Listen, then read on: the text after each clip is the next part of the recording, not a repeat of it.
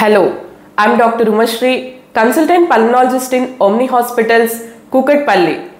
COPD, chronic obstructive pulmonary disease అనేది దీర్ఘకాలికంగా ఊపిరితిత్తులకు వచ్చే ఒక డిసీజ్. ఇది ఎక్కువగా టొబాకో స్మోక్ చేసే వాళ్ళలో వస్తుంది. అంతేకాకుండా ఎయిర్ పొల్యూషన్ అండ్ వర్క్ ప్లేస్లో డస్ట్, స్మోక్, కెమికల్స్, టాక్సిన్స్ని లాంగ్ టర్మ్గా పీల్చడం వల్ల కూడా వస్తుంది. ఇది రెండు రకాలు, క్రానిక్ బ్రాంకైటిస్ అండ్ ఎంఫసీమా. ఈ వ్యాధి యొక్క లక్షణాలు దగ్గు, తెమడ, ఆయాసము, పిల్లికూతలు and chest tightness. World COPD Day takes place on November 20th every year to raise the awareness about this disease. ఈ year world COPD Day theme ఏంటి అంటే know your lung function. Spirometry అనేది COPDని డయాగ్నోసిస్ చేయడానికి use చేసే simple basic test.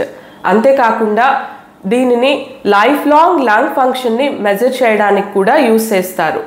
దీనివల్ల ఏంటి అంటే ఎర్లీగా COPDని డయాగ్నోసిస్ చేయడంతో పాటుగా ప్రాపర్గా ట్రీట్మెంట్ తీసుకోవచ్చు.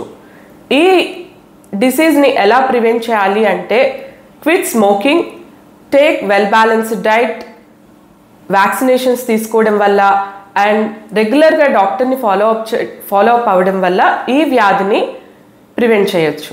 Thank you.